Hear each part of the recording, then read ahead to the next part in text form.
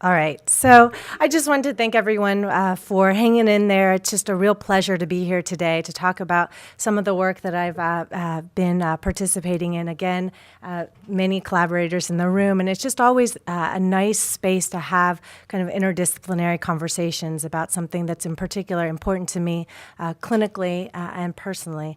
And so today, what I wanted to spend a little bit of time talking about is the impact of incarceration on longitudinal research in health. And just to give you a little bit of background, I am a practicing internist. I mostly spend my time doing research, but I co-direct a national network of primary care-based programs for individuals that are returning home from prison. Here you see a picture of me actually 5 or 6 years back in San Francisco, where we work alongside community health workers that have a past history of incarceration to care for individuals that are returning home from prison. And in practicing medicine, one of the things that we are noticing is that many individuals, even though they're young, were coming home with many chronic conditions, including hypertension and diabetes. It's unclear if they were being diagnosed newly in the prison because, as many of you guys know, healthcare is constitutionally guaranteed in prison and it's not post-release. But this was something unique to us that we were noticing in the clinical space. And so naturally, as a physician, we are interested in both obtaining more information about why that is the case. And we turned to national data sets looking at health and in this health in this country, like NHANES and NHIS. And as Becky mentioned today, there just aren't reports because prisoners aren't included in these data sets. There also aren't questions about past incarceration. And so there's no good way to measure the rates of chronic conditions among individuals that have been incarcerated or returning home compared to the general population. Now, this isn't to say that we don't have good estimated rates. Ingrid has, and a few others have done nice studies looking at the comparison between those that have been incarcerated and the general population, but they are not using the same measures. They're often using self-reported measures of health outcomes. And as a physician and as someone that cares for patients that returning home, it's just not sufficient. And so we wanted to look at whether or not individuals that have been incarcerated actually have an increase in independent risk of developing chronic conditions. And so since the national data sets don't provide us this information, we turned to secondary data sets to try to answer this question. So for some of the research, our group has used data from the CARDIA study. Some of you know this work rather well. CARDIA is a longitudinal study, 5,000 young adults starting in 1985, and essentially they recruited from Birmingham, Chicago, Minneapolis, and Oakland. And the premise of this study is really to study what happens to young adults over time in their development of cardiovascular risk factors and disease. And the unique piece about this study is that they really did targeted recruitment that was balanced by race, gender, age, and education. So blacks and whites. And I won't spend much time on this, but our group actually did use these studies. CARDIA has 2 questions on incarceration in the baseline and year 2 study, and we looked at among those that had been incarcerated whether they had an increased independent risk of newly developing hypertension, and found that among participants in CARDIA, sure enough, even after adjusting for sociodemographics, their smoking, their alcohol, illicit drug use, and body mass index, that individuals that had been incarcerated had an increased risk of developing hypertension 5 years after they reported being incarcerated, newly developing. And so we published this work. And one of the things that I think was important for us is thinking about, what happens to them over time? And so I wanted to pursue this work more and hey, it's amazing to find that there's even a single question about incarceration on such a robust data set that actually has all these measures of health outcomes, of serum biologic markers, of cholesterol, et cetera. So why not, right? And so when we looked into CARDIA, what we found was that black male participants in CARDIA were most likely to be lost to follow-up by year 25 compared to white men, white women, and black women. So that's not surprising to me. I mean, I spend my time caring for those that are have been released from prison, and we've spent a good amount of time here talking about that today. We know that there's a disproportionate incarceration of minorities. 40% of those who are currently incarcerated are black. More than 1 in 3 black men will be imprisoned at some point in their life. And so I think that this raises the question of like, okay, so that they're incarcerated, but surely these studies maybe follow them into prison. And in fact, that's just not the case. There have been restrictions on research on prisoners that were first instituted in 1978 after a long history of unethical research that's been done on prisoners for good reasons. There is an oversight of kind of all research on prisons that are that is really provided by the Federal Office on Human Research Protection. And essentially what it stipulates is that all research on prisoners first has to be reviewed by an IRB with either a prisoner or a prisoner representative that has to overlook the research, and then that the proposed research must be of minimal risk, and it has to fall into 4 categories, right? So either you're studying the causes and effects of incarceration, you have to study prisoners as incarcerated people, conditions particularly affecting prisoners, and then studying practices that improve the health and well-being of the subject. And so what this ostensibly means is that for the vast majority of studies, longitudinal cohort studies, individuals are censored once they're incarcerated. This is, we're involved in this right now. It's a quite extensive process that you have to get federal oversight and approval before following individuals that were consented in the community that got incarcerated to be able to follow them in prison and when they're come back out again.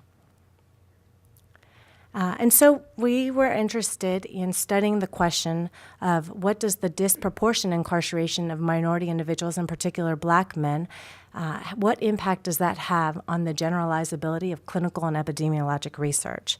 And even to more fine-tune that question, we wanted to look at this. So what was the impact of incarceration on black male participants lost to follow-up in NHLBI, National Heart, Lung, Blood Institute-sponsored cohort studies? And our hypothesis is really quite simple, that longitudinal studies may fail to accurately represent the experience of black populations and may bias estimates of racial disparities by excluding individuals in correctional facilities or discontinuing longitudinal follow-up at the time of incarceration. And so we did this by first looking at BioLink. So NHLBI is the only institute at the National Institutes of Health that systematically requires that all studies that are funded with $500,000 or more than direct costs or enroll more than 500 participants, that they have to register all the eligible cohorts in the BioLink, in the Biospecimen Data Repository Coordinating Center. And so each study then has to provide their actual data set, their study protocol, their questionnaires available for research for public utilization. We included in our study cohorts that recruited black men, that recruited participants between the ages of 18 and 65, that had more than 2 years of follow-up and that were U.S.-based. And so for NHLBI, for these cohorts, we then obtained all the data, the study protocol and the questionnaires, and we used the study protocols to identify if they had policies on including incarcerated participants at baseline, if they had obtained federal permission to follow participants in jail and prison, whether they had a question on incarceration. Then, in terms of estimating participants' cumulative risk of incarceration, we planned to, if the cohort data had it, we would use the cohort data to estimate or have the risk of incarceration. And when not available, we used the methods that Becky has championed, but the life table methods, where we used those to estimate cumulative risk of incarceration when it wasn't available. So taking the date at which the study was first started, and then applying the rates of national rates of incarceration to the age, race, and gender-specific demographic population groups. In terms of calculating the loss to follow-up, then we used the study data that were provided by each of the cohorts. And what we did was simply calculate the rates to loss to follow-up and then divide that by the rates of estimated, the amount that we estimated that might have been incarcerated by race, gender groups, and tested the differences between black men, black women, white men, and white women using tested proportions. And so we started with 110 study cohorts, and this is how we ended up with a small sample of 14. Many of them, these big studies that are funded by the NIH, were ones that are, randomized controlled trials that they weren't following folks for more than 2 years. Some studies, for instance, the Framingham cohort study, which is what we use as physicians, as clinicians, to estimate people's risk for developing cardiovascular disease. They didn't include any black participants. So those sorts of studies were excluded. There are certain data sets from BioLink that didn't have sufficient data for us to even calculate a loss to follow-up, so those were excluded. Some studies were really focused on female participants, so those were excluded. And then we excluded a small number of studies that were really focused either on children or elderly individuals. So among the 14 studies that were included, and this is, realize this is incredibly hard to read, but I'm just going to point out that in the study cohort sample, they include longitudinal cohort studies that are very significant, like CARDIA, like MESA, so the multi-ethnic study on atherosclerosis risk in communities, large cohort studies that we use to define what are the risk factors that predict cardiovascular disease in our country and our communities. They also include some of the largest studies. So, for instance, the aspirin myocardial infarction study, that is the study, the randomized controlled study that we have evidence to support the use of aspirin for preventing a second heart attack once you've developed a heart attack. So these are large studies that we use nationally, that your physicians use to tell you what's your risk for developing a heart attack, or what's your risk of, should you take aspirin after a second heart attack. And I'll point out that none of them enrolled incarcerated participants. None of them followed participants after incarceration, and only one of these studies asks a single question on incarceration, and that's CARDIA. And so in turning to the life tables, so here you have, and I'm just focused on CARDIA because I have done research on CARDIA, the cumulative risk of imprisonment by demographic groups in the CARDIA participants. So you can see in the upper left-hand corner that black male participants of CARDIA have a significantly higher cumulative risk of imprisonment compared to black women, white men, and white men and white women that were enrolled in CARDIA. Specifically, an estimated 65% of black men were lost to follow-up due to incarceration, compared to 13% of white men, 10% of black women, and 2% of white women in the CARDIA cohort study. In looking at all 14 cohorts that we looked at, what you can see here is a bar graph on the blue represents the total loss to follow-up in any of these studies. Green represents the total estimated cumulative risk of incarceration in the study population as a whole. And on the x-axis, we've arranged it so by the year that the enrollment started. And so I just wanted to highlight that CARDIA, which began enrollment in 1985, ERIC passed, you can see that there's kind of a higher estimated loss to follow-up due to incarceration during the kind of peak of the incarceration boom. At the tail end is the Jackson Heart Study, MESA, and so these are all studies that are really focused on trying to understand disparities in health between black-white populations as well as minority health. And so loss to follow-up among cohort studies due to incarceration, what we found was that in 5 of the studies, that there was the higher percentage of loss to follow-up that was attributable to incarceration in Black men compared to Black women, white men, or white women. In 7 of the studies, we only found the difference in comparing Black men to white men.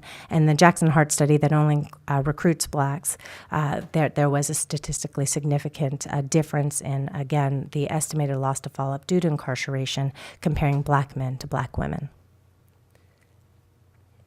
And so some limitations of the study, of course, we're only focusing on NHLBI cohort studies, but I would suspect that we would find similar issues in studies that have been following individuals that are infected with HIV, individuals, large cohort studies right now that are being funded following individuals with diabetes, hepatitis, any of the large-scale studies that our nation funds to study kind of these chronic conditions over time.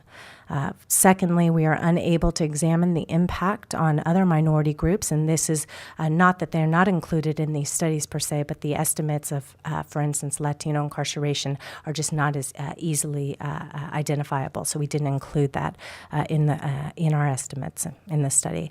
Our estimates are based on the risk of going to prison only, not on jails, and so it's underestimating the total loss to incarceration. And also our estimates are only based on national risks of going to prison. So these cohort studies that are based in urban areas or high incarceration states, like Cardia, for instance, in Alabama, they might be underestimates of actually the number of individuals that are lost to follow-up due to incarceration. And so some conclusions, we found that no major NHLBI cohort study obtained approval to enroll incarcerated individuals or follow community recruited participants into correctional facilities. We also found that there are high rates of incarceration of Black men. And I don't think that this is particularly surprising, but that high rates of the incarceration of Black men during the past 3 decades may have accounted for at least up to 65% of loss to follow-up among Black men in these cohorts. And that the impact of incarceration was less among white men, Black women, and white women on rates of loss to follow-up. And so, broadly, kind of in keeping with the theme of this, I think that in thinking about as we try to improve the science, the social science and the health sciences, I think that it is incumbent upon us to really think about how we are actually capturing the health of both those that are incarcerated. We have a significant dearth of information on those that are incarcerated, those that are released from prison, those that have any contact with the kind of carceral nation, as well as what's going on with kind of overall general epidemiologic studies that are trying to understand risk factors of disease, and in particular risk factors of disease among minority populations. There's a real loss first, so kind of I think from a science standpoint, there's a loss of statistical power for race-specific analyses in these studies. And again, in turning to Cardia recently, and this isn't necessarily something an example, but a study that was published in JAMA that was looking at the impact of hostility and an intermediate measure of cardiovascular disease, or coronary artery calcification. And what they said was that they wanted to study race-specific analyses and just simply couldn't, given the loss to follow-up among Black men in that study. And I think that that says a lot about, again, our ability to answer fundamental scientific questions in the data that are being funded by taxpayer dollars that are limited because we don't have sufficient follow-up of Black men. Secondly, we have, because of this, biased estimates for associations, since, as Becky again pointed out, the data just aren't missing completely at random. And so we're unable to say with kind of precise estimates what are these associations between hostility and coronary artery calcification, smoking, and the development of cardiovascular disease, or any of these associations we're using these longitudinal cohort studies to uncover. And so in turning to thinking about a possible solution, the Institute of Medicine in 2006 did publish a recommendation where they asked for, first, a continuation of the supervision, obviously, of research that goes on in correctional facilities, recognizing that individuals are vulnerable and disenfranchised. However, they asked for a loosening or lifting of some of the prohibitions. And I would argue that lifting prohibitions on research that can present minimal risk to incarcerated individuals could improve minority participation in research and thus facilitating our understanding of racial disparities in health. I just wanted to acknowledge some collaborators. This work is funded by the NHLBI, and just wanted to point to Chris, who's here in the audience, for a lot of kind of guidance in our work. Thank you so much.